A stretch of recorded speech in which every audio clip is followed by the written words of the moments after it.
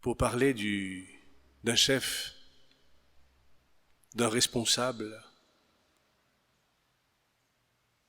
Quelle est l'image qui est employée? L'image du berger. Une image qui vient de la nature. Nous ne connaissons pas les bergers, nous ne connaissons pas les moutons, mais nous pouvons imaginer ce que c'est un berger avec son troupeau qu'il conduit.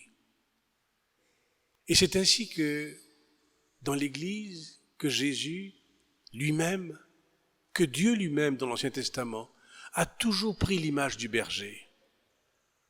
Dans Ézéchiel, il nous dit, je prendrai ce troupeau, je le mènerai et je le conduirai.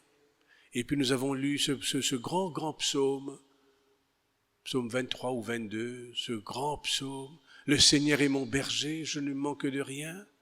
Et puis pour parler du chef de l'Église, pour parler de Pierre, dans l'épître de Pierre, de qui on parle?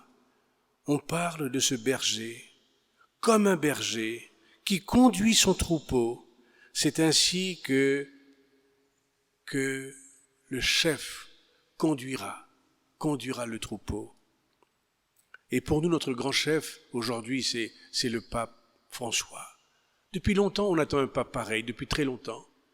L'Église attend un pape qui soit donné, qui puisse parler un langage humain, un langage de la vie de tout le monde. Je me souviens de quand il a été élu pape, quand il est venu devant la place Saint-Pierre, il a dit bonsoir tout le monde, et puis il dit, vous avez été chercher quelqu'un de très très loin pour venir, votre chef. Eh bien oui, le Seigneur peut aller chercher des gens très très loin pour nous conduire, des gens qu'on n'attendait pas. Un berger.